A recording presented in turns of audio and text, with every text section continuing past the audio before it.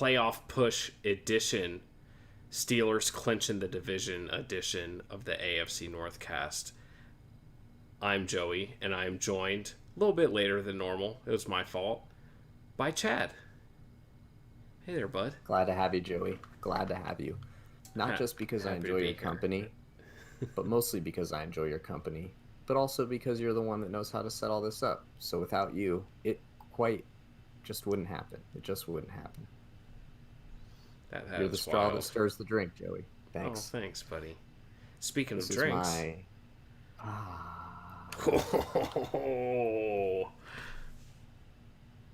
I am drinking tonight.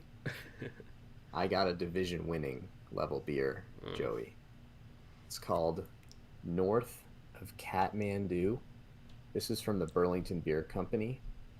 Pretty famous for their can art. A lot of just cool design elements. They do lots and lots of beer. Last year, they started diving aggressively into the bourbon barrel / just general barrel aging. And this is their Toasted Coconut Imperial Stout aged in bourbon barrels from 2019. This is going to make me sound a little bit beer snobby, but I found that it was a little bit just harsh. They put a lot of adjunct flavors, and it was just very busy. I thought that if I sat on it for a little while, it would mellow out. Smooth really out nice. A little bit. So, that's what we're doing. We mellowed it, and now we're ready to enjoy it. There you go. Yeah. Good things come to those who wait. They certainly do, and we have been waiting, haven't we, Joey? Some of us have. Yeah. Some of us are still waiting. But we'll get to that. First, let's talk about a team that has nothing really to wait for.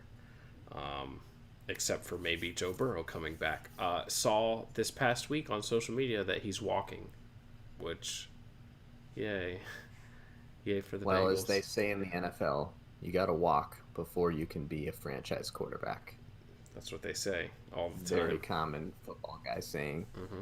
No doubt about it. And the Bengals are walking perhaps without Joe Burrow right now. They've got themselves a nice little win streak following a 37-31 Old West style shoot out the lights, bring them up type of game with the Houston Texans when nobody's interested in playing any defense. What do you think about it?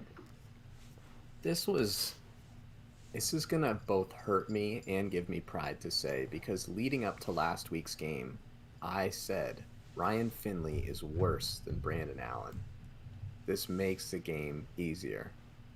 And that didn't make it winnable necessarily for the Steelers, but it did make it easier. And Brandon Allen came out and proved my point this week. He was slinging it. And it wasn't just like good game planning and play calling, although, again, and I don't like doing this anymore after that Sports Illustrated article about Zach Taylor, but he's a creative little play caller. And I think that he, against all of what I stand for, might be building a good offense in Cincinnati, and he might just be pretty slick. He started out pretty conservative.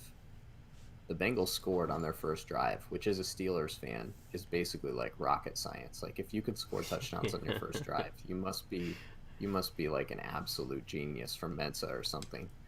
And they did it with a lot of just like clever screen calling, slow down that pass rush. They eased Brandon Allen into the game a little bit. The touchdown was just a throw to the flat to the tight end. It was just nice, easy, get the quarterback in rhythm. And it panned out because as the game went on, Brandon Allen started throwing some seriously really beautiful passes down the field. He hit Higgins a couple times on a drive later in the game when it got close. The Bengals were in control early, and then it kind of went back and forth. He hit A.J. Green on a couple big third downs in tight windows. He just really played a nice game, like a really, really good game. In fact, And I think he outplayed Deshaun Watson, and his PFF grade apparently supported that. He received like a higher grade from, they do grades. I don't know. I hardly read it because I don't have a subscription, but he just played a really nice game, and it had to happen because in the first half, the Bengals completely ignored Brandon Cooks. Like every time the Bengals did something good, Brandon Cooks was there to equal it. After the first touchdown, immediate 50-yard gain to Brandon Cooks. After the next field goal, Brandon Cooks had two catches for like a combined 40 yards, including the touchdown. And then in the second half, every time the Bengals scored a touchdown, David Johnson ran for 45 yards. So, yeah, not a lot of defense to speak of. Pretty bad tackling in the secondary. Just a mess. But the Bengals won. Like they won 37-31. They came out. Dude, this team had scored like one offensive touchdown a game until the Steelers, and then they managed like, I don't know, two. And then they come out and score five? Like what are we talking about here? This team's got some pep. What do you think of that, Joey? What do you think of the Bengals coming out and competing? Yeah, I mean, the surprise was 2 weeks ago. Um, the Texans, I mean, they're a train wreck. You know, they're about to have the third pick in the NFL draft, and they don't even own it. um, Yeah, that's pretty bad. so, you know, they've got injuries, and the funny thing is, most of their injuries are on the offensive side of the ball, and like their key departures and all that, and that's not really the problem this year, Yeah. as much. But yeah, I mean, it's a great win if you're a Bengals player. Um, super duper. If you are Bengals front office and you are looking ahead to building around Joe Burrow, maybe not so great. I'm glad you brought that up. So this win dropped the Bengals from the third overall pick in the NFL draft to the fifth overall pick in the NFL draft. And without going into all the scenarios, not only because it would bore our listeners, but also because I don't know them, my understanding is that it's very likely that the Bengals will either be like fifth to seventh ish, with the possibility of being as high as third and maybe as low as like 10th, with those kind of outliers being pretty unlikely. The tie makes things weird. Yeah, there's a lot of stuff that I just don't want to think about. They're basically fifth. What do you think about losing on purpose and its value to a team for draft purposes in the NFL? Um, so losing on purpose is this weird thing because I don't think anybody below the GM can really be on board with losing on purpose. As a coach, as a coordinator, as a player, like your careers are too short to put losing efforts on tape. Like the players certainly are not on board. You know, like these guys, even if they're not long for the team that they're on because the roster stinks and it's going to get overhauled, like they are trying to have jobs on another team. And same with coaches and assistants and everybody. And so I think the way that teams can put themselves in position to tank starts with it, basically spawns from the front office, and with the Bengals it was kind of impromptu, and so it's not really possible to tank. They just kind of, Burrow got hurt and they fell into this top 5 draft pick spot, which they probably wouldn't have if Burrow was still playing. Nah, I wouldn't think so. And They'd so be they're in in the this like weird middle ground anyways. Here's my thing, and a lot of this is going to be directed to one of our favorite listeners and longtime Ravens fan, Roddy. he's a big proponent of the tank as a basketball fan. And here's my thing. A basketball roster is 12 players. So it's pretty easy to like turn a roster over based on at least my understanding of the cap and how a team can be manipulated with the contracts.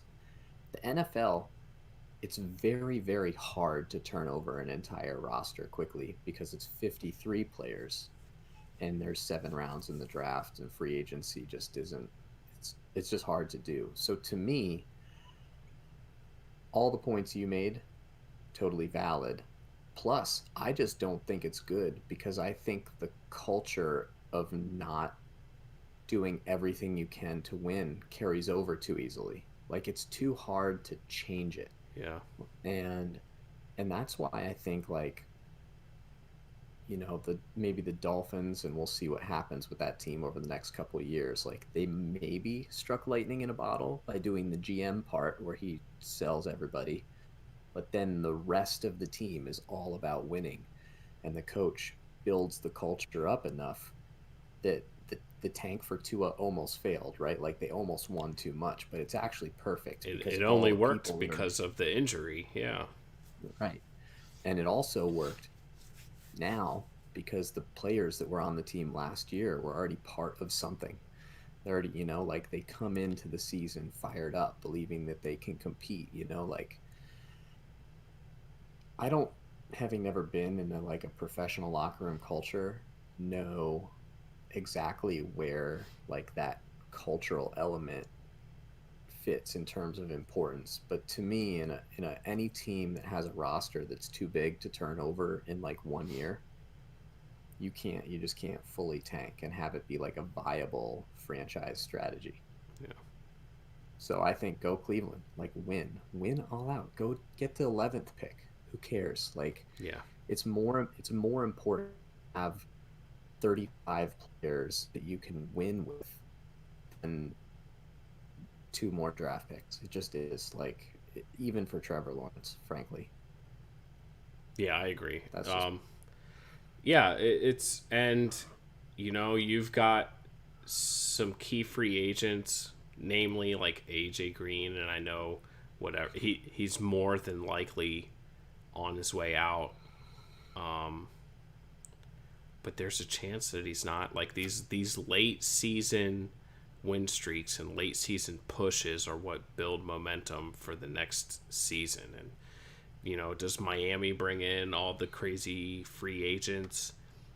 If they don't win whatever they won last year, 4 out of the last 6 or whatever, I don't know. They won a lot more in the second half of the season, and yeah. that really built toward what they were trying to accomplish. So, yeah, I mean, with Burrow, Higgins had a great game on Sunday. They locked up Mixon long term. They've got a good captain of the defense back there with Jesse Bates. Like, there's some pieces in Cincinnati, and they lucked in kind of. The silver lining of the Joe Burrow injury is like now your draft pick's higher than it should have been, and put Yeah. some more stuff around him.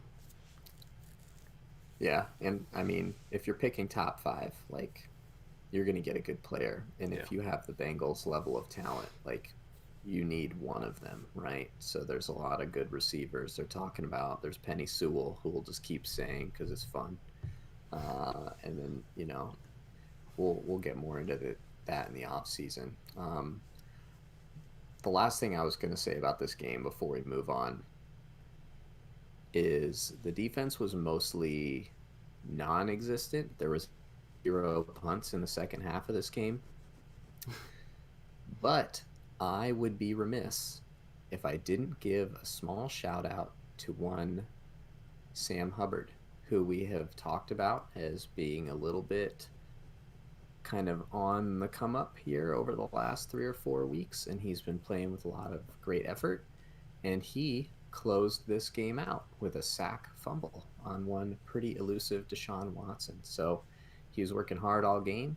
He had a couple pressures early, and he kept at it and made the game defining and game ending play, which was obviously it's huge for that locker room and for his confidence and the team's confidence. So defense was not at a premium today, but he did make a big play when it mattered. So good job, buddy. All right. Shall we move on to really the disappointment of the division? The only team to lose in the AFC North this week. We say it often. Browns be Brownsin', and the Browns certainly Brownsed this football game, but it was not without its own drama. Towards after we podcasted last week, the whole wide receiver room got placed on the COVID reserve list for like the being like the high risk contact guys. Jarvis, Yeah, you know why? Higgins, the wide receivers coach, right, had COVID. Yeah. Yeah. You know how they all got placed on the same list at the same time? They were all sitting in a hot tub together with no masks. I did not know that. Hot tub party. That makes me feel. I already didn't feel bad about the Browns because I was talking to Justin and he was like,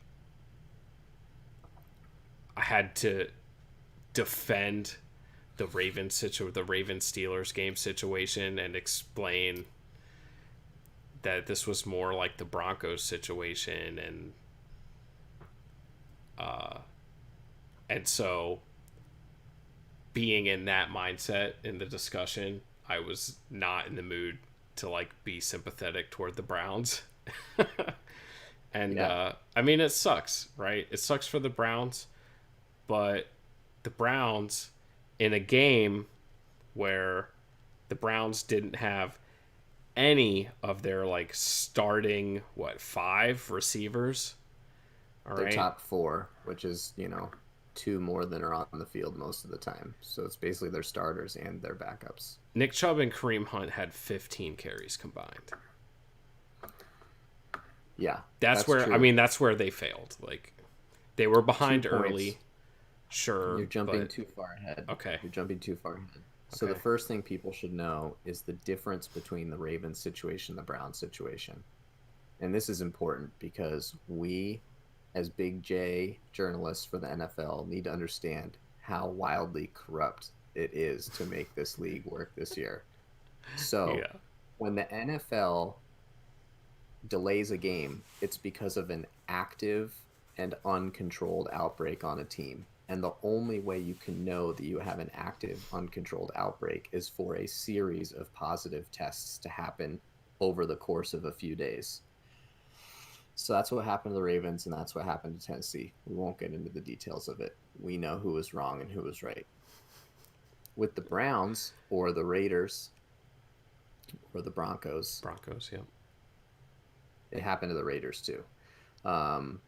Those positive tests came like right before game time. And so there basically wasn't time to establish an outbreak.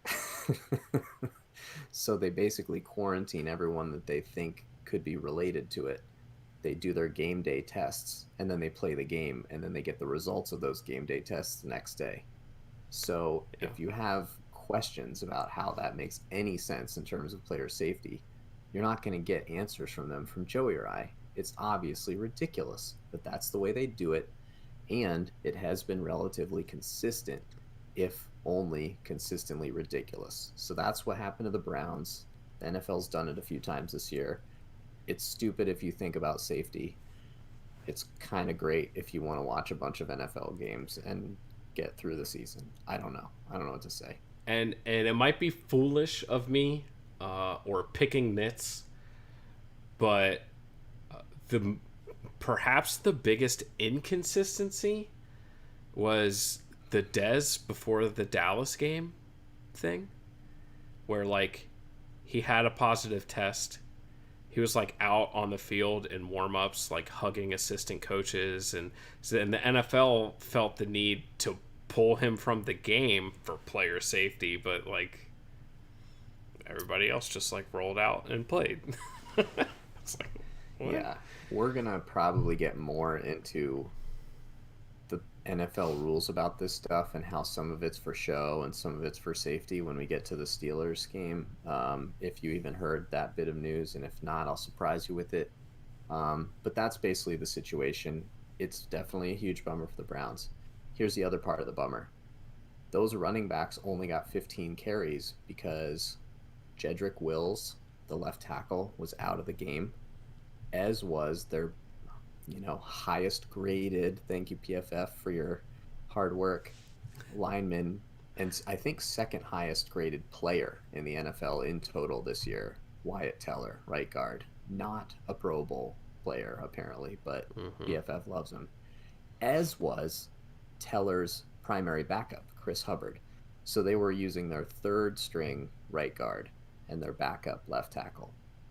So a running game that's predicated on a lot of pulling and a lot of other stuff is going to have a little bit of tough sledding, especially when the Jets loaded up in the box to really make sure that the running game didn't work. So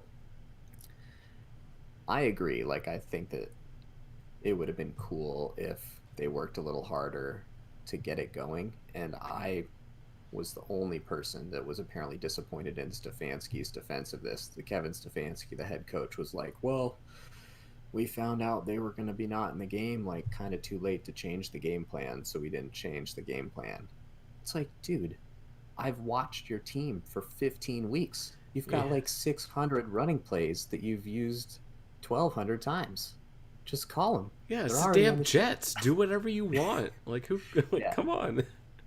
And speaking of it's the damn Jets, we only talked about like two of their players. One of them was Quinnen Williams. He's on IR. I learned that the day after the Yeah. podcast. So, so their best defensive player did not play, for the record. So, despite all of that, it's very important for everyone that's listening to know that this loss was still pathetic. It was so pathetic. I don't care if you had me playing wide receiver. They had three tight ends that can all catch and block. Like, you have everything you need. Yep. And they showed it. Early in the game, Baker targeted Hooper all the time, mostly to positive effect. It was. I mean, they appeared to move the ball a little bit, but it did take them a little bit to get going. They got a field goal on their first drive. Uh, they did not follow Jamison Crowder with Denzel Ward. They have a slot corner that they like a lot named Kevin Johnson. He did some things nicely, um, but when you're a wide receiver that's tricky, you cannot do a lot for big portions of the game and do a whole lot for little portions of the game. And all of a sudden, the Browns are effed. And that's basically what happened here. I think the was the first touchdown. Oh yeah, it was. So Crowder got a double reverse. So they ran like a sweep, and then they gave it to Crowder coming the other way, and he just lofts a nice pass up to, don't know his first name, Barrios, for Braxton. a 50-yard Yeah. touchdown. All of a sudden, Braxton. Thank you. How could I forget that? Braxton Barrios. So now all of a sudden, 7-3 Jets. One of the key things, if you're a professional sports watcher, particularly football, if you are an underdog and you want to win, trick play. Trick play is a great way to just start the snowball rolling. So the Jets do that. And then the first play, I believe, after the kickoff, it might be the second play. Mayfield is stripped by outside linebacker number 50, Lolu. Don't know his first name. I don't care. He's probably not going to be in the league next year. Stop judging me. I know you're not. Maybe our listeners. Roddy probably knows like half the players on the Jets because he's Googling them right now. Half the players on the Jets are former Ravens players. There you go. So yeah, then the Jets have a short field. So they're on the 15-yard line already. Darnold immediately throws a nice little seam pass to Herndon, Herndon. who's been a wild disappointment if you're a fantasy football player this year, but that was a nice actual football play, so we're just celebrating. And now it's 13-3 because it's the Jets and they missed the extra point. All of a sudden, in the blink of an eye, you don't feel like you're even playing that bad yet. You're down by 10, and you don't have any of your wide receivers. They're feeling some pressure, I think, at this point, you know? Feeling a little bit of pressure. And they let loose with the defense a little bit. They sacked Baker Mayfield 3 times in the first half, so they went right after him, and that worked out since Cleveland was calling, I don't know, a trillion pass plays. I think Baker ended up with like 53 passes this game. And yeah, the Jets just kept pulling away. I think you didn't see this, probably. So the Cleveland gets the ball at the end of the half, and they get to like I guess it would be the 44, and they bring out, because we've talked about Parkey, right? They've got Parkey. Oh, I saw this. So they bring out the Irish Hammer to kick a 61-yard field goal. And, I mean, it was, what do you think, 15 yards short? Yeah. I think it got caught outside the end zone. Yep. So, if the Irish Hammer can't kick a 60-yard field goal and get it into the end zone, how hard can Cody Parkey kick? I mean, he kicks the fuck out of uprights. That's what he does. I guess. So that was hilarious. So they not only didn't even bring him on the field, but the Irish Hammer, big leg McFly here, can't even get a 60-yarder to the end zone. To be the big. Yeah, right. It's like, dude, I understand that you miss a 60-yard field goal, but he didn't even get it to the end zone. Like, he was over 10 yards short. So that was pathetic. And then right after the first half, I think this must have been the first drive of the second half, Crowder just takes over. He had 2 huge plays on the drive. He had a crossing route that Denzel Ward was actually on him, and it was actually a really nice play call. I don't know who called it because the whole Jets staff is going to get fired after this year, but Denzel Ward was basically covered up by 2 other defenders because of the route combination, and he fell like 10 yards off the crossing route, and then he tried to catch up to it, but basically your favorite guy, Sendejo, ended up trying to pick Crowder up and ended up being like a 25-yard gain on what could have been 8. And then shortly after that, they ran like a bunch set, and the 2 outside receivers kind of like did slants, and Crowder went out and then up, and that was just too advanced, and he was wide open for like a 50-yard touchdown, and that made it 20-3. And now you're down 20-3 in the second half, and you're panicking, and they couldn't make it all the way back. They had a couple nice drives actually, and there's a wide receiver named Bradley, number 84, that actually Baker started targeting a little bit in the second half. Yeah. And he did pretty well with those opportunities, and he had a couple plays that led to touchdowns. They got it within 20-16 before it got to a final score of 23-16. But it was just a mess, man. It was just a mess. Cleveland's defense is bad. Myles Garrett had an obligatory sack. It was nice. He's a good player. He might win Defensive Player of the Year. I'm trying to figure out if I'm going to get really, really mad about it, since TJ Watt is also very much a candidate for that. But after that sack, which was in like the second drive, he wasn't really a factor. Denzel Ward wasn't much of a factor, which basically means the defense isn't doing anything. So, yep. Down go the Browns. And that's how you lose to the goddamn Jets. Lucky for the Browns, the Colts also lost. We'll get to that, I guess. We can do it now. You segued. You already segued. It's a good segue. It was one of your best. And then I was like, oh, whoa, whoops. Lucky for the Browns in their loss, the Indianapolis Colts also lost. They were in Pittsburgh. Yeah, they were. Yes. They were in Pittsburgh on Sunday at 1. Um, Getting out to hot starts. Before Ben came out in the second half and decided to just chuck it in the fuck it bucket and tell Randy Fichtner where he can stick his dink and dunk offense. Right? Ooh, did you read that one off Twitter or did you make that one up? Nope, that's just off the top of my head. Look at you go. You're MVP poet. Ben calling plays in the dirt. So there's rumors about that. It's very much a mess right now in terms of what is actually happening with the offense. It's a very loose rumor that it seems that Juju might have started by saying that like Ben was running stuff that they hadn't practiced, but everyone else that's been asked about it is like, no, that's not what's happening. So I don't know. I don't know what's happening, Joey. But I would love to take you through my mindset a little bit in this game, if unless you have something you want to jump into first. The only thing I was going to say is that the Colts probably realized at halftime that Juju didn't dance on their logo pregame, and they just lost all their competitive fire. Yeah, I think that basically, if there's one thing that I've realized doing this podcast, it's that none of my football watching or analysis means anything. And that if Juju just doesn't dance on logos, the Steelers are undefeated, Boom. going backward and forward.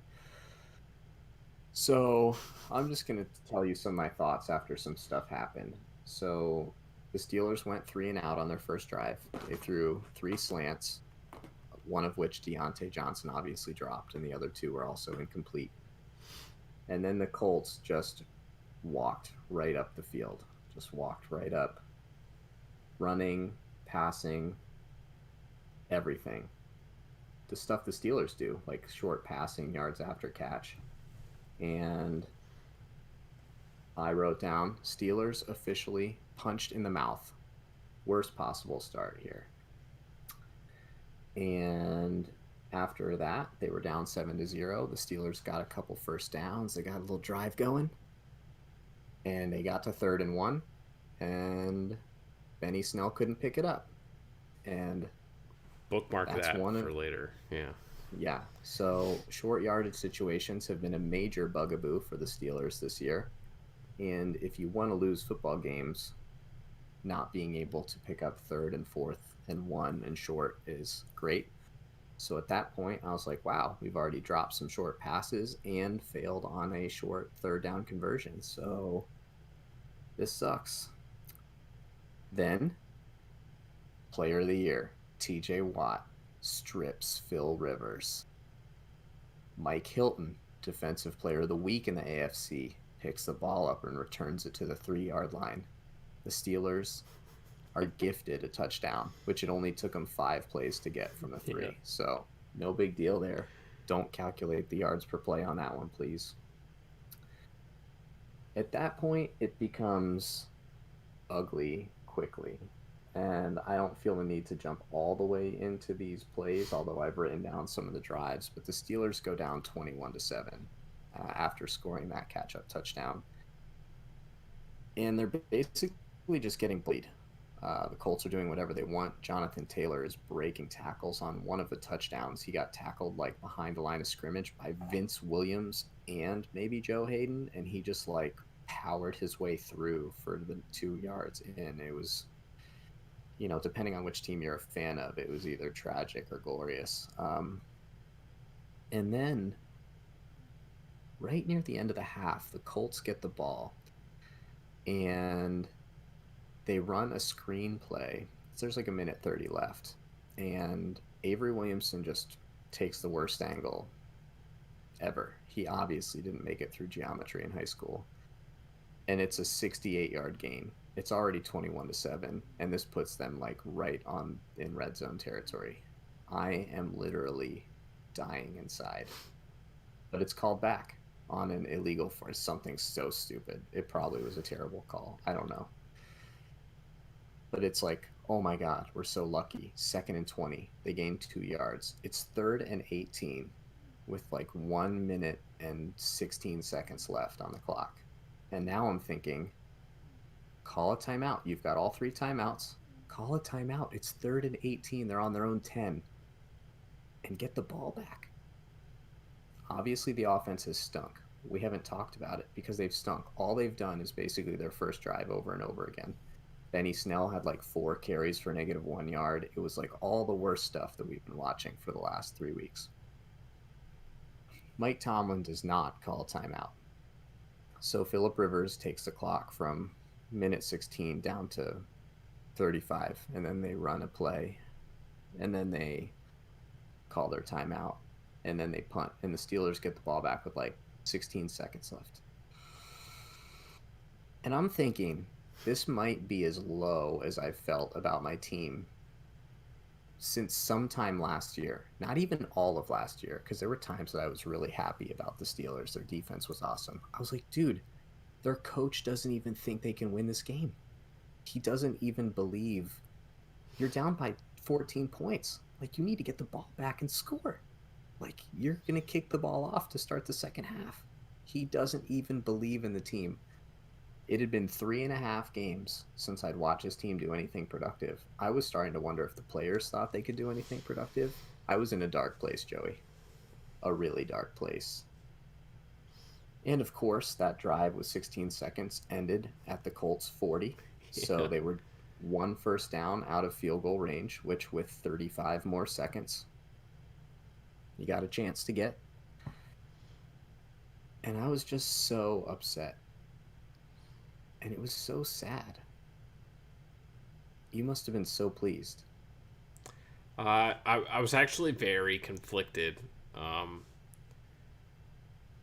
because the Dolphins had already won. This is the most conflicted I've been watching the score of a game, like, ever.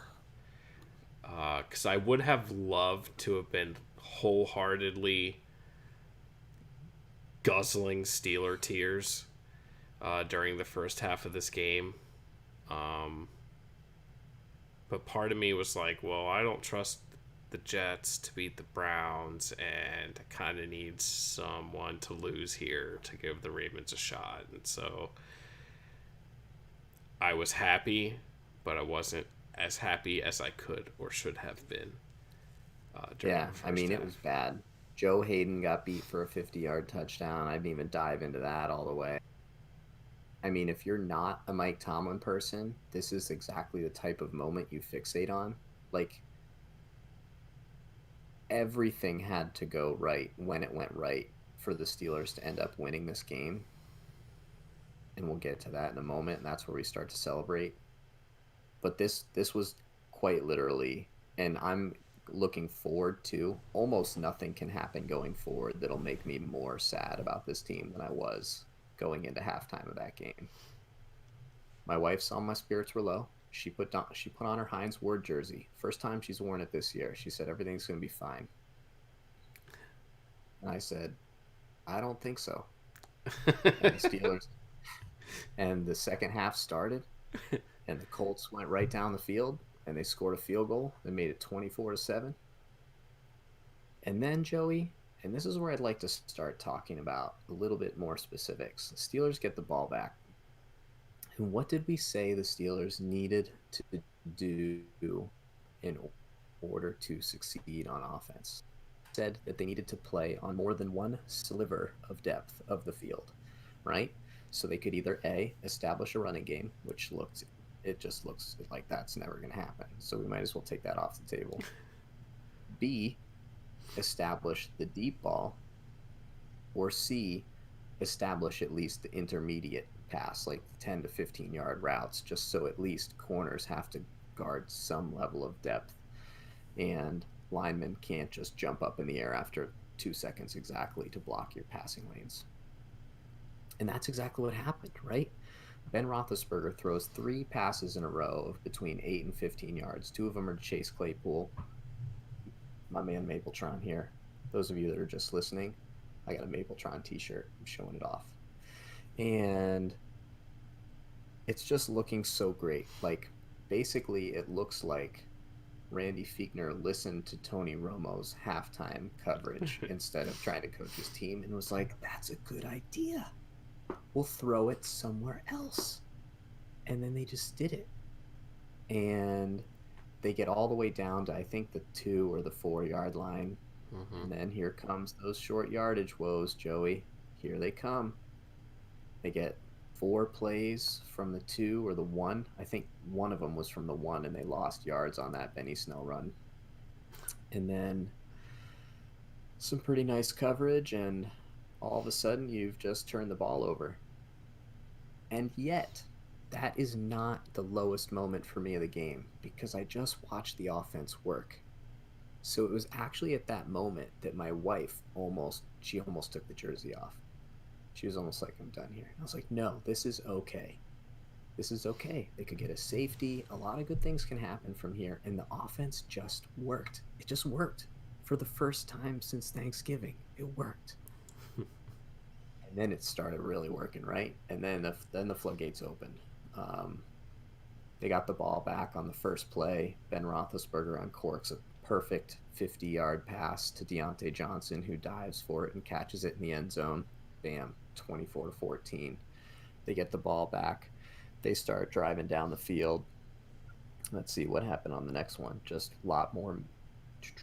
Oh, that was the PI drive. So we talked about it a lot earlier in the year, right? When the Steelers are going deep, they're getting those pass interference calls.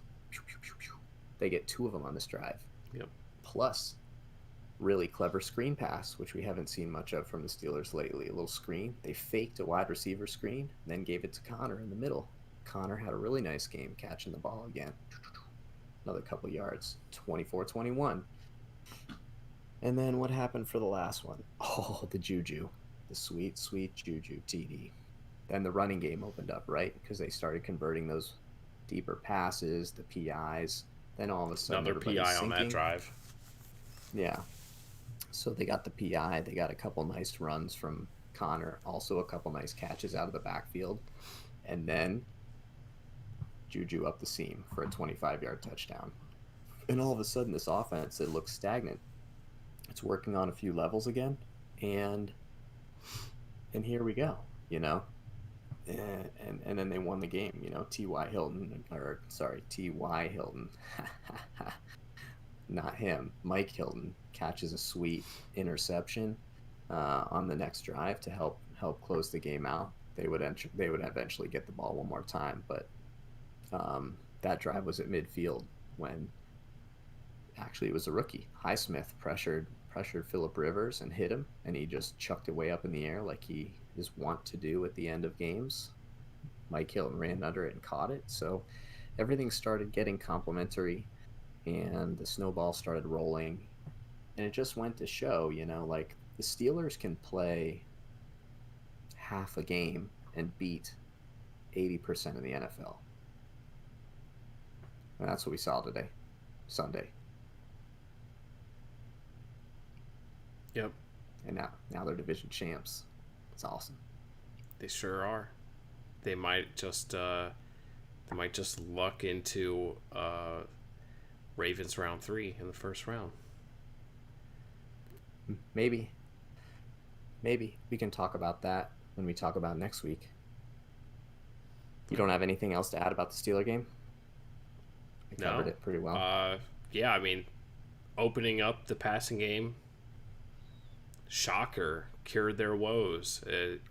It's what disappeared from earlier in the season. You know, Mapletron's been on a fucking milk carton since like week 10, basically. We saw Deontay and Ebron overcome the drops last week when Ben couldn't hit anybody, and everything was just clicking for him. We even saw like a James Conner 15-yard run in the second half. It's like, oh man. Yeah, and the thing about him that we should mention is there's a lot of people that, especially before this game, might have been thinking, let's see more of Benny Snell. He's the guy. Well, here's the other thing. James Conner is not only probably better catcher of the ball out of the backfield, he's by far the team's best pass protector. So if you're worried about giving Ben that extra third of a second so that instead of, throwing a 3-yard pass. He can throw a 7 or an 8-yard pass. Um, James Conner's the guy that can pick up that blitzer and do those things effectively. So he's pretty important to have in the game for their kind of long-term team hopes. And if you want to hear honesty about Mapletron, he did have a drop on a guaranteed touchdown on that drive that they ended up turning the ball over on downs. So look, we're not blindly just celebrating everyone all the time here. We're keeping an eye on everything. Mapletron, you gotta catch those, buddy. Gotta catch them. It was a tight window, but it hit him. Yeah, I mean, that's the nature of the deep ball. I mean, the Steelers were spoiled for years and years and years and years with Antonio Brown, who... Well, this was like a 2-yard throw. Like, really? Oh, okay. Well, yeah. He just missed it on a slant. It just hit him. It hit him, like, in the shoulder pad. Dummy. Useless. That guy stinks. It was a bummer. It was definitely a bummer. But yeah, man, if they can just protect Ben for just enough time and he can step into those throws. I mean, he can't throw it as far as Mahomes or anything, but he has officially thrown a few passes in the last few weeks that were 50 air yards. He can throw the ball half the football field. That's plenty. That is plenty to do what we need to do. So I'm not worried about Ben's arm strength. I'm worried about his time in the pocket, and occasionally I might be worried about his reach. But he's been mostly good at that this year. So there's hope. There's hope for this team, at least in the early stages of the playoffs. Should we jump to the obligatory Ravens cover of a spread against a really pretty bad team? Yeah, let's do it. Good teams win. Great teams cover. That's what they say. And the Ravens did what they've been doing for almost 2 years now, which is smashing the fuck out of the teams that they should be. They started this game, so they received the opening kickoff, and they had a 13-play, 8-minute drive, where the longest play from scrimmage was 13 yards. It was, like I've said for the past couple weeks, vintage 2019 Ravens offense. Boykin was involved. Snead was involved. Swiss Army knife. Dobbins. It was beautiful. Thing of beauty. So the Ravens scored on their opening drive, which was really the recipe last year. I love that opening drive, and it was so methodical. I've been studying opening drives lately, mostly of other teams because the Steelers are so bad at it. Yeah. And it's really fun to watch teams that are good at it because they're all scripted plays, right? So it's all the plays that you spend all your extra time practicing. The Ravens ran a really cool formation, and I saw it 3 times. It could have ended up being more, where Lamar was in the shotgun, and on his right side was Patrick Ricard, and on his left side was Dobbins. So Patrick Ricard is a fullback, so he would normally line up in front of a running back. But in this case, they had him lined up to the side. And they did it 3 times, and in each case, they ran the ball differently. In one scenario, Ricard tried to sweep underneath Dobbins, and they ran to the left. And another one, Dobbins followed Ricard to the right.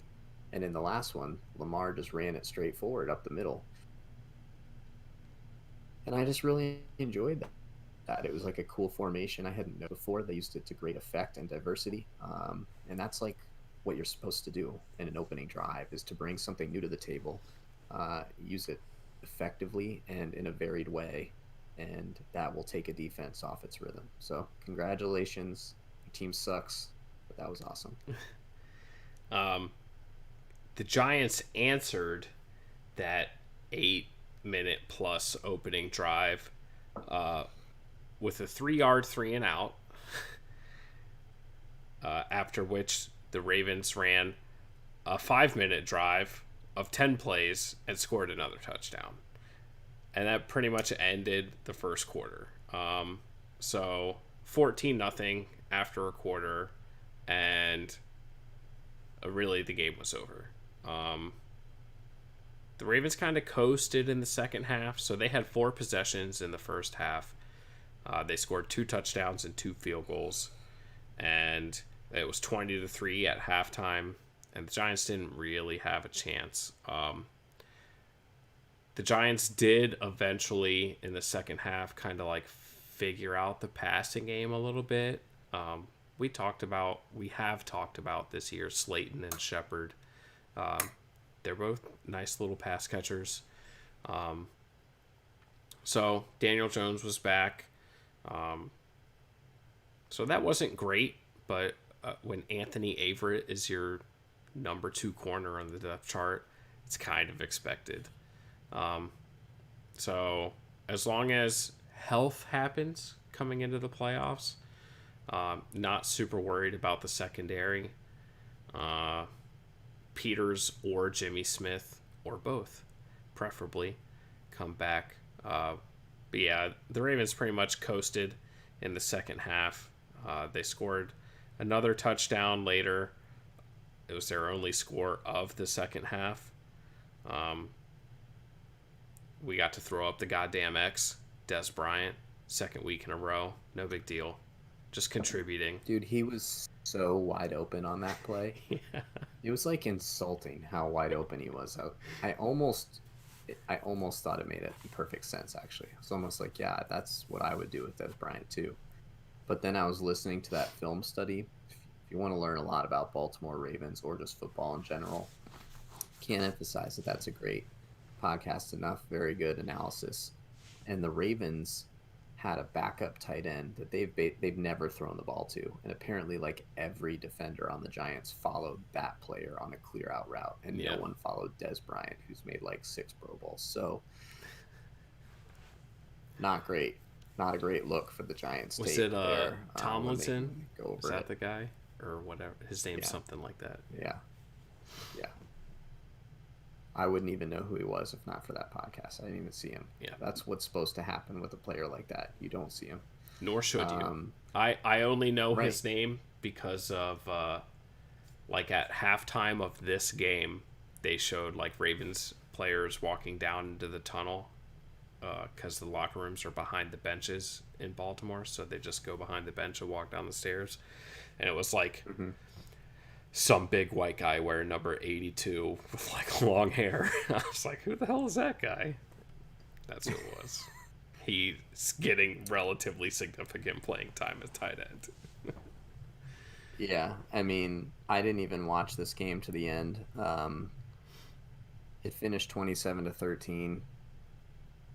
I did notice kind of the same thing you noticed with the Baltimore secondary, and I tried to really start watching it because it happened at the end of the first half. And honestly, I think it's something to watch going forward with Baltimore and how they play and when they decide to play press versus more of like a sinking coverage, because they were playing really soft. But here's the thing, dude.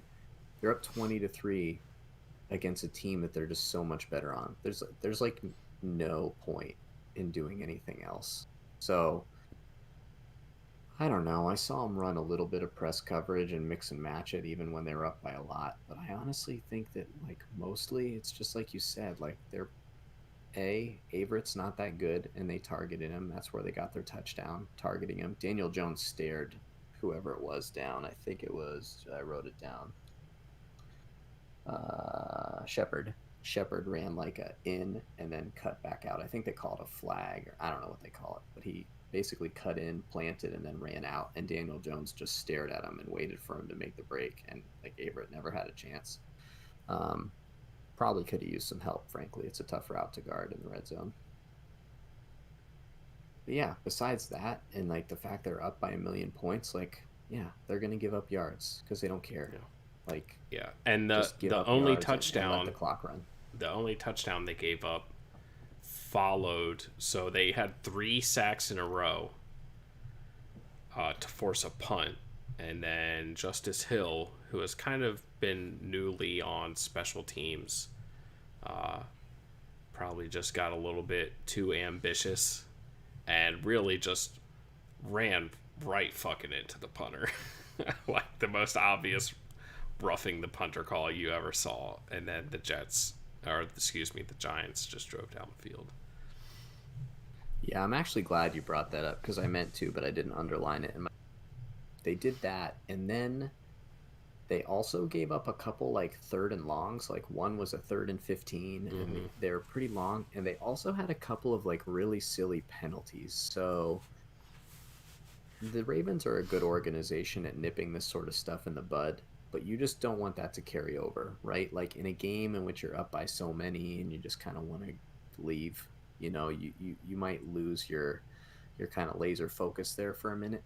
Um, but the Ravens play an aggressive brand of defense, so you just want to make sure that which one's the defensive coordinator? Is it Wink? Is Yeah. Wink defense? Yep. You just want Wink to be on that tape, being like, "This won't do. Every day, every game is a playoff game." Um, because if you give up a drive like that when you're only up by one score or you're down by three, you're really going to be kicking yourself in the pants for it because they basically handed them, between that penalty and a couple others in those third long conversions. Really, really shouldn't be giving that up. But again, I probably wouldn't sweat it. Yeah, I'm not too worried about it. Jimmy Smith and Marcus Peters have been like in and out of practice for a couple weeks. It would be super nice to have them back against Cincinnati. Because the secondary is Yeah, man. definitely the vulnerability, surprisingly enough, of this team right now on the defensive side of the ball. Um, my last note on the offensive side, and I know we've had a stretch here against some pretty poor teams, but the offense has really started clicking and finding a bit of their identity. And it's easy to say, like, oh, this is 2019 Ravens, but it is actually quite different. Last year, they loaded up with tight ends. They don't really have that luxury this year between Boyle getting hurt and losing a bunch of tight ends. All the tight ends after Andrews are hot garbage. They've been doing a lot of running out of spread formations, and that's something that's changed pretty much since the second Steelers game. And that's when the revitalization of the offense happened, is they're kind of figuring out, I think, making, if you're spreading a defense out boundary to boundary with wide receivers rather than going these heavy sets with two tight ends and Ricard in the backfield and still running your motions and things like that, like, you're leaving a lot of holes. And Dobbins and Lamar and Gus are very, very good at finding and exploiting those holes. And that's been, I think, the big difference on offense for them. And Lamar, again, just looks relaxed. We'll see what happens when it's a big spot against a team that the Ravens aren't so sure that they're better than. But again, just like last week, I mentioned it. He just looks relaxed, calm, poised, confident, and it's really great. Yeah, you know that your team is doing a good job when you assert your will to the point where the strengths of the other team start to disappear. So, like in reference to the running game, I thought the Ravens did a really good job of getting to the edge in the running game in this, which is like we talked all about the Giants' defensive line. If you're really big, then you want to use speed, right? So you get to the edge and then you make those guys run a lot, then they get tired. Even Gus Edwards was getting to the edge, and I'm not saying he's slow or anything, but he's the slowest guy that they're running the ball with.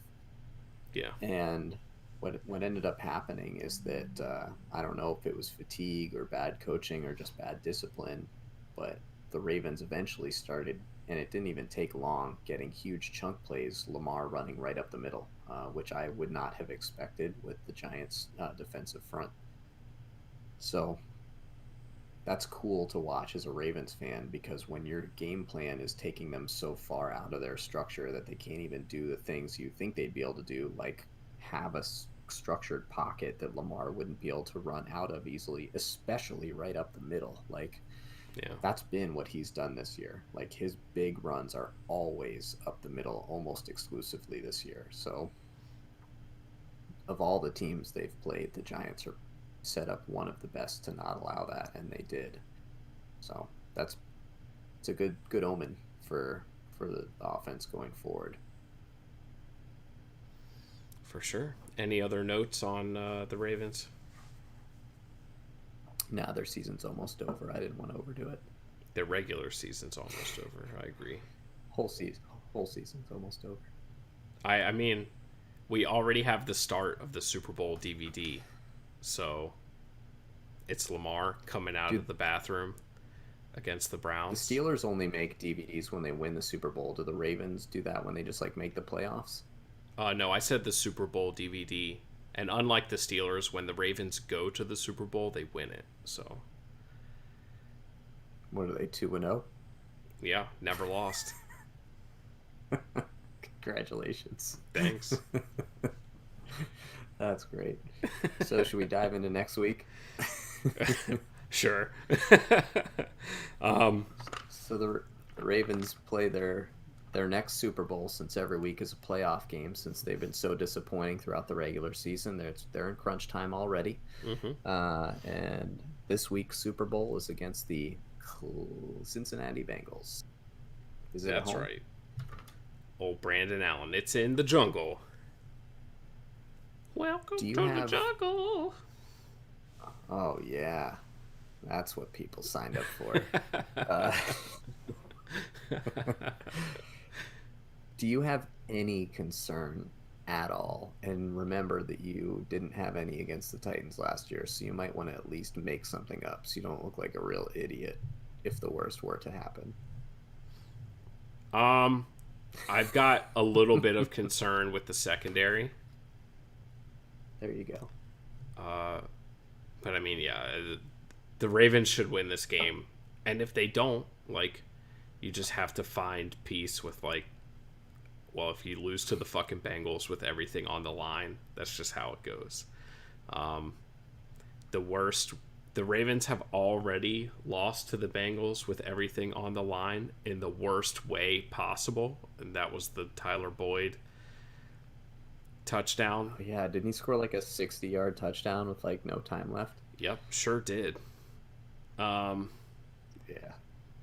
So those scars are there, but yeah, I think we'll be just fine. The Ravens are significantly better than the Bengals.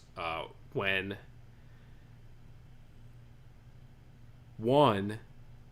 they don't lose to like the real bad teams, and the Bengals have won 2 games in a row.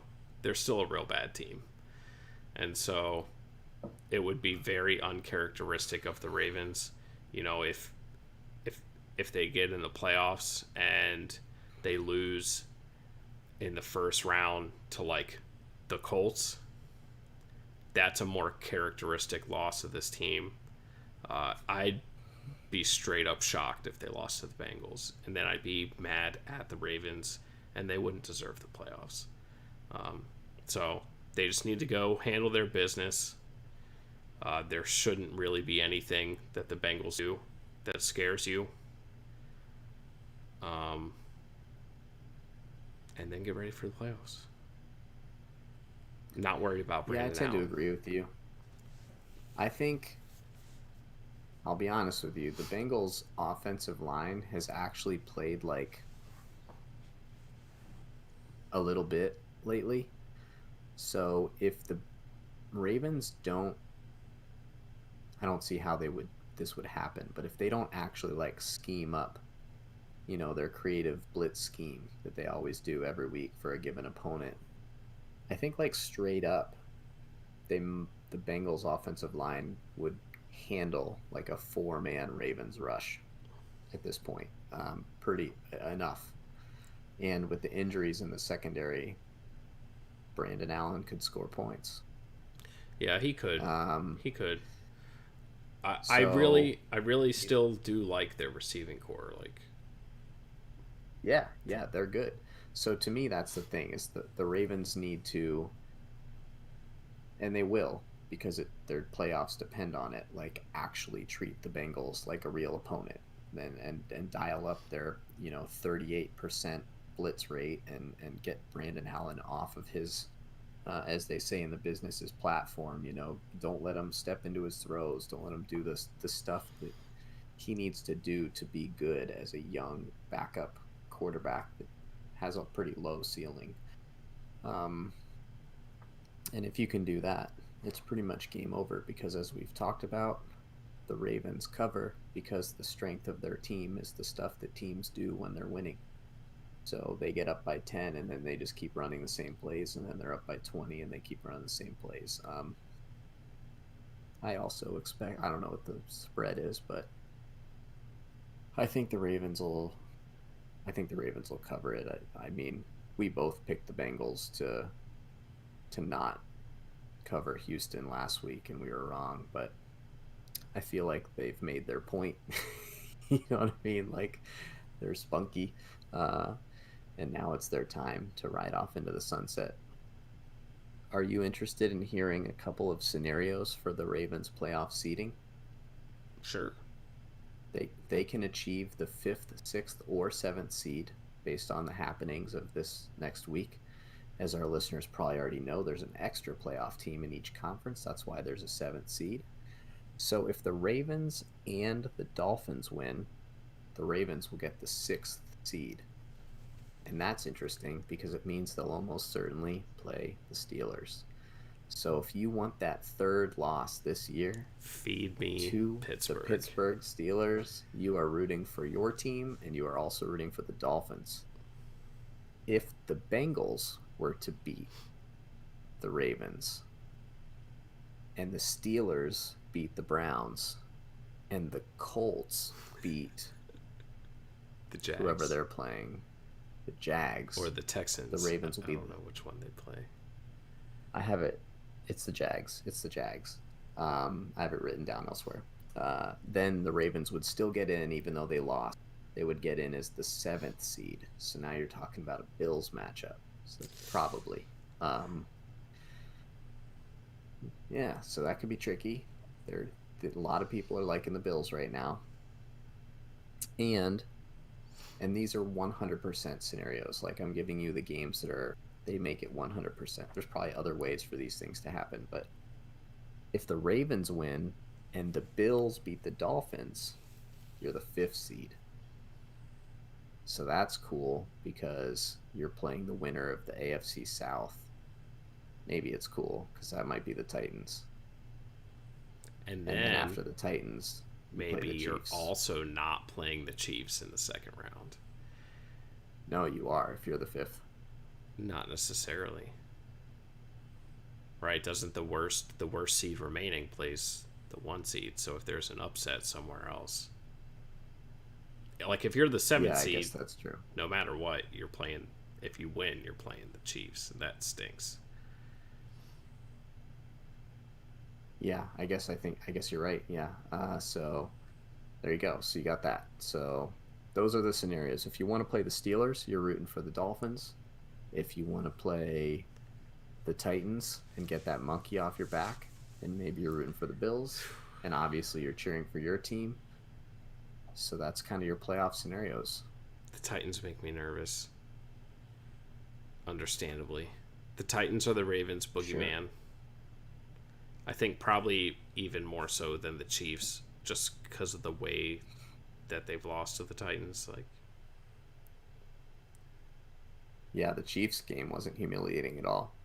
Right, but when you go into the Chiefs game, you're the clear underdog, and so like there's a fair chance the Ravens go to the Titans. They're favored in that game still, and fucking great, just what we need to be favored in another game against the Titans. Well, we'll see. There's obviously basically every matchup has intrigue.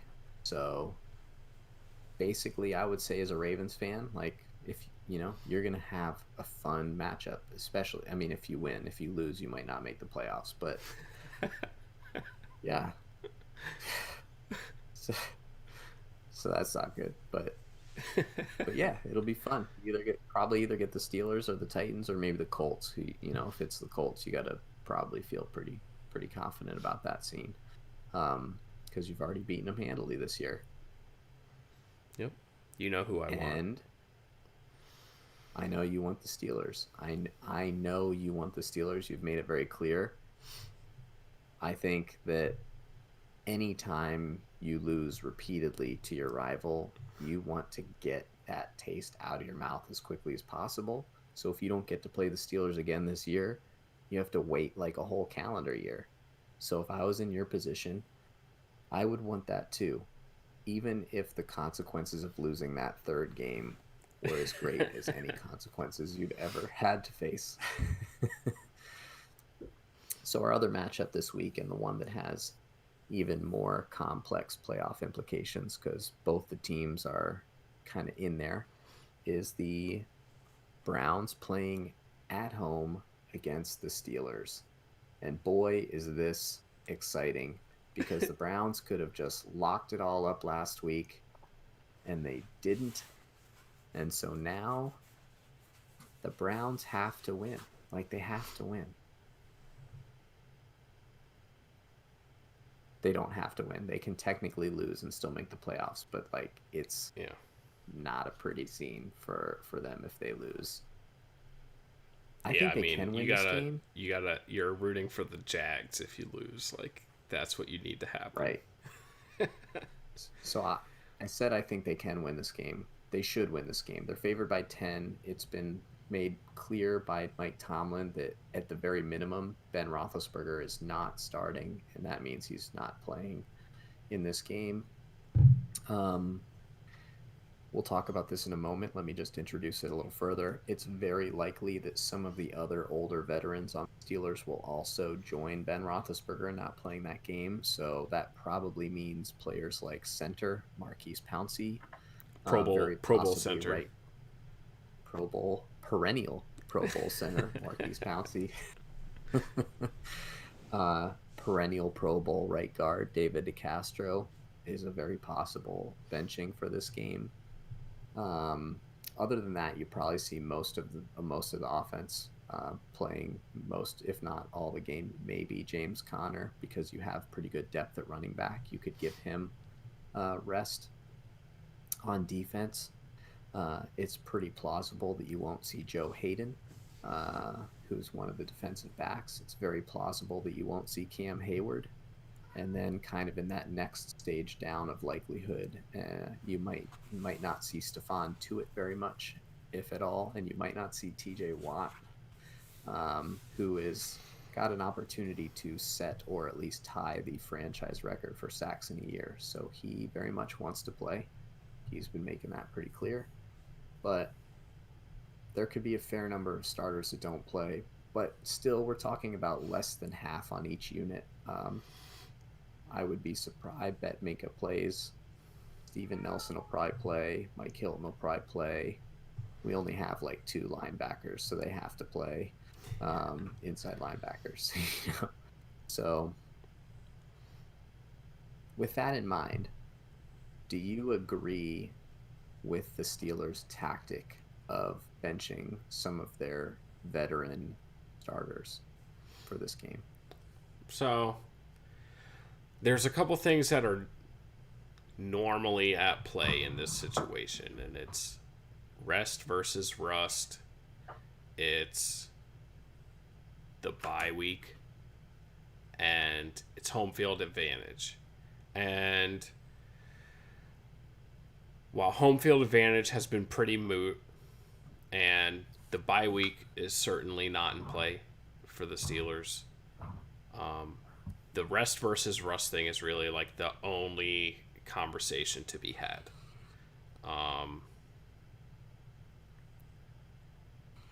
And my biggest hesitancy towards doing this, even if like you could even treat this like a preseason game, if you want to rest guys, like play them the first quarter if things are looking good and you see what you like. But this offense just got its footing for like 30 minutes of football, maybe 35, depending how you feel about the end of the half, 31 even, right? And so my thoughts are like the offense has been disjointed for the last month and finally got on the same page, and now we're taking Ben out of the equation and we're just gonna fucking lace him up a week later and hope that everything goes right with everything at stake, like against maybe like the Ravens or the same Browns. Like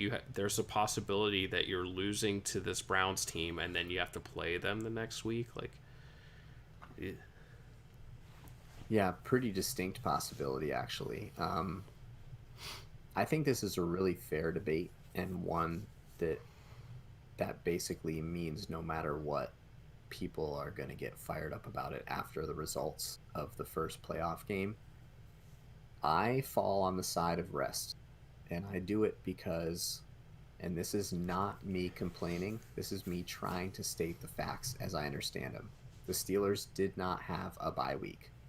All of the times during the season in which they got extended rest, it happened under scenarios in which they did not believe they were getting the rest, so they were running practices. If you want to get all uppity about how many practices and how many walkthroughs and what they were doing, the reality is that no NFL team does a lot of physical practices. They're very limited now. The rules are like you can only do so many helmeted practices, like, and padded. Like, you just can't do what you used to be able to do in even the 90s. That being said, like, they just haven't had the rest, and they have older players that I think could use it. So if the Steelers offense had not ever been productive this year, I would say play the starters. Like, you need to establish something at some point, and you don't want to see it for the first time in a playoff game. Like, you don't want to have the first time it works be in the playoffs. And if the Steelers had even, if they had more to play for, if that 2 seed was a bye week in and of itself, or if there were fans at the stadium, I would be more inclined to say, yeah, play your guys. Like, play them. Like, just play everybody. You want to just always be playing. The more you play, the better you are, the more the chemistry. But I just don't see the advantage. Like, they've already played Buffalo. Like, they have an equal situation in terms of playing the Chiefs in the AFC Championship game with the 3 or the 2 seed. Like, they don't play the Chiefs in the second round if they win the first round. And the offense, again, was for the franchise like a record-setting point-scoring offense in the first half of the season. So I think, like, I agree. You rest the old guys that didn't get a bye week.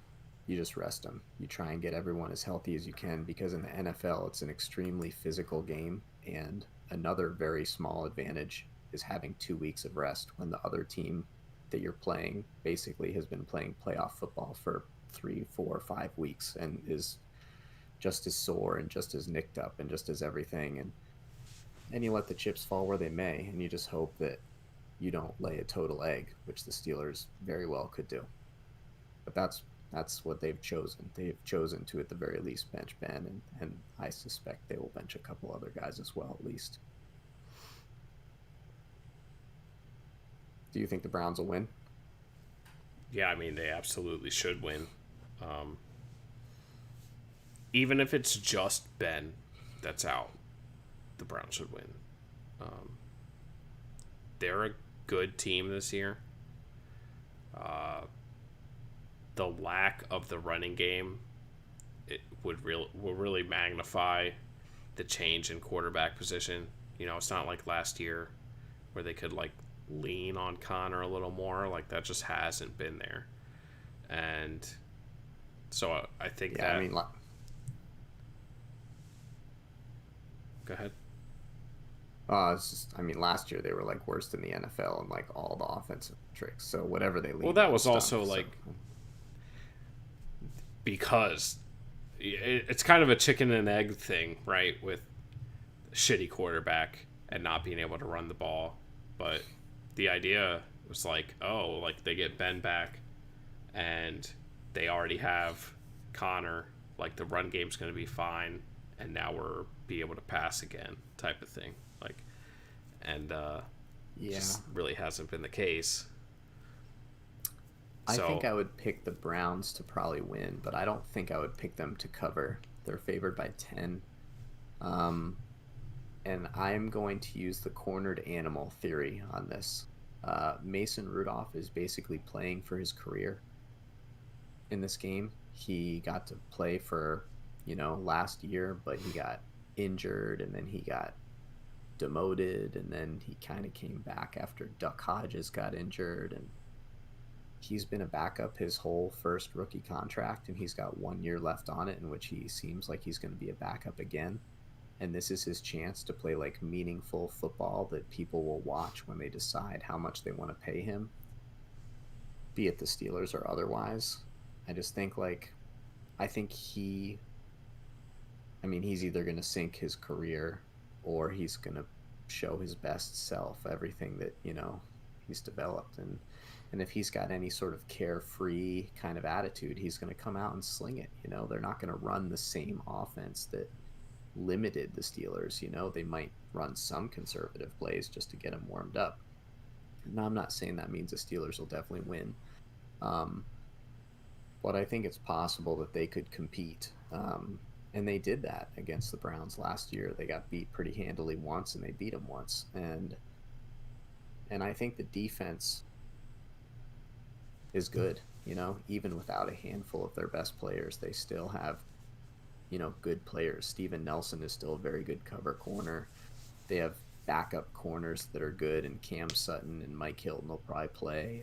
And I mean, they can put out players that will compete on defense. And so they go from being, one of the top 2 or 3 defenses in the NFL to being what, 10th or 11th best defense in the NFL, maybe. Or at least average. yeah, and Average, it just which is depends on how many basic. players get held out. Really, like if Ben's the only player that's held out, like yeah, probably be a pretty close game. But Yeah. I mean, if we're talking Hayden, Minka, Tuitt, Cam, Ben, Pouncey, DeCastro, like it starts getting pretty dicey. Like replacement level There's players are also replacement level for a reason, and Yeah, no, that's a fair point. Um, there's also just the psychological element. The Browns have a history of failure, and they have to beat the Steelers yeah, to make the playoffs. So, like, to me, there's just like, we just talked about this, right? Like, do you build the winning culture or do you keep failing in order to accumulate talent and yeah, then have that talent just change what's going on? So, this is one of those moments where, like, you see, like, do they feel it? Do they yeah. feel the weight of playing the Steelers, or is it just another game against some backups? And do they handle it? So, here are some scenarios for you. If the Dolphins beat the Bills, the Bengals beat the Ravens, and the Browns beat the Steelers, the Browns will be the 6th seed. So that would be the scenario in which the Browns could play the Steelers again the week after. That would require the Bengals beating the Ravens. If the Bills beat the Dolphins, Bengals again beat the Ravens, and the Browns beat the Steelers, then the Browns get the 5th seed.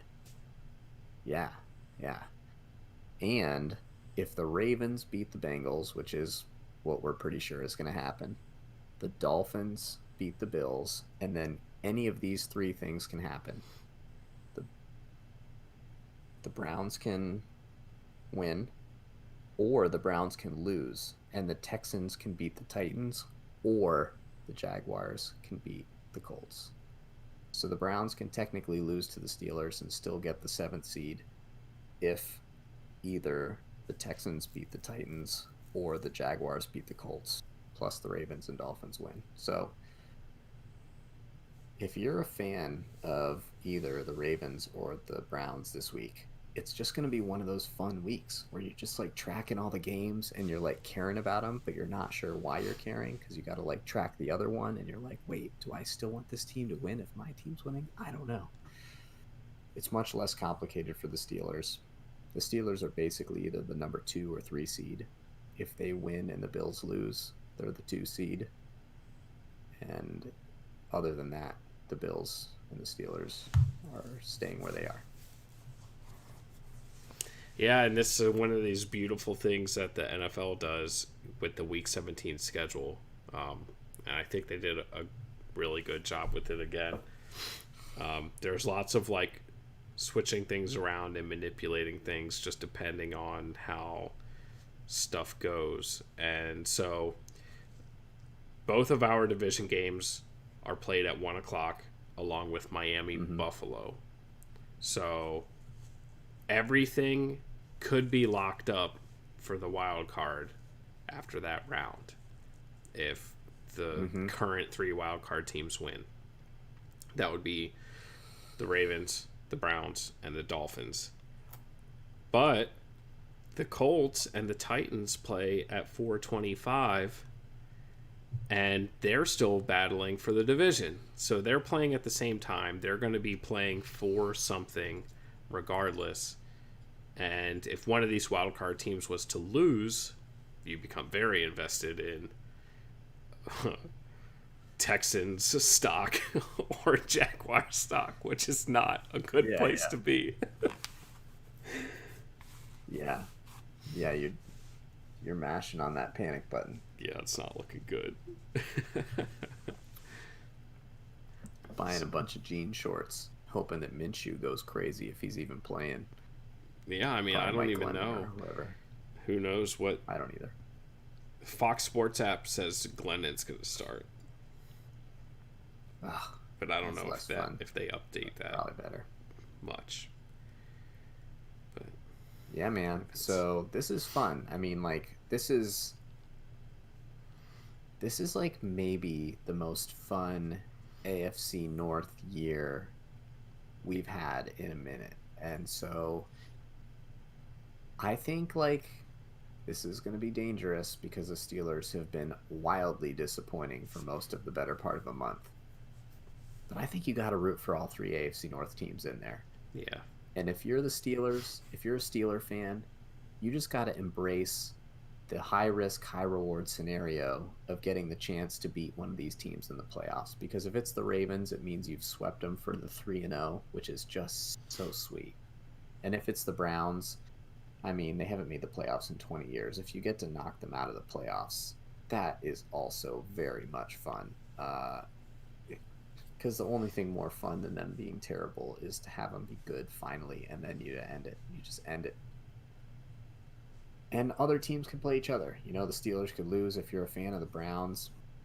Obviously, you want to win, and you want to get in there, and you want to play either the Steelers or the Ravens. You want to play them when it matters most, because you just want to advance, and you want to rub it in those big brothers' faces that you're good now, and you're going all the way. And it's just a great, exciting time. AFC North. I think it's the best division in football. We say it anyway, but it might just be true. I think it's inarguable at this point. Nobody can argue. Not well. So yeah, fun week. I also think it would be fun to see the Dolphins in the playoffs. I don't know if all of our teams plus the Dolphins can even make the playoffs. I just think they're fun. I think the Tua Fitz situation is just very funny. Interesting. It's just funny to watch, like who's going to play how many minutes before everybody freaks out and they put the next guy in. I mean, it's just really exciting. Yeah, it's pretty fascinating stuff. And one last note. Yours truly won the Pick'em again in Week 16 in dominating fashion, picking 11 games correct. Nobody else was even close. Right. Next closest contestant only right. Picked a measly 10 games correct. Pathetic from the field. What does that mean? And the season-long standings have been restored as they should have been, with me at the top. Thank you, and you're welcome. I'm very suspicious about the fact that you both run this pick'em and seem to be winning it. I'm not sure if there's any sort of after the game adjustments to the picks going on, or It's a comeback story for the ages, really. yeah, we don't cheat here on the AFC North cast. Joey has earned every lucky pick he makes. He's done that all on his own, possibly his children. But we support nepotism here on the AFC North cast. You should hire children to do all the jobs they're not qualified to do. Absolutely. I was playing a game with Carter tonight, and it's you put little coins in a hippo's mouth, and if you guess wrong what's on the coin, like the number on the coin, you have to turn a little lever, and the hippo randomly burps it on you, and if it burps on you, you lose. Uh-oh. And I got burped on. And my wife made a point to and pointed out to my son what a sore loser I am and how much I don't like losing. And I told her that if you show me a good loser, I'll show you a loser. So there you have it. What did you say about bad losers? Yeah, I said I'm a sore loser because I don't like it. I'm a winner, so I don't like losing. Oh, I got you. That's how it goes. So if someone's okay, good at losing, they're a fucking loser. I also thought sore losers were losers as well. Right, but if you're sore about it, you're not as much of a loser. There's a chance that you're going to turn it around. I get it. It's a very important lesson to teach a child that doesn't have the age or mental capacity he's to ask 4. follow-up questions. Excellent. Also, sometimes you just beat yourself. You know, that happens. So. Yeah. Yep. I've heard a lot about that. Heard a lot about that. So, if you like listening to people that don't take follow-up questions because they don't have the thoughts to handle them, and also that don't handle losing well, you should tune in next week for the AFC North cast and into the playoffs, because we can bring that to the table for you. Yeah, we can bring it hard. So, all right. Join us next week for my regular season pick'em victory lap and us talking about how the Ravens are going to shove it down the Steelers' throat in the wild card round. Can't wait. Yeah, I'm excited too. Me too.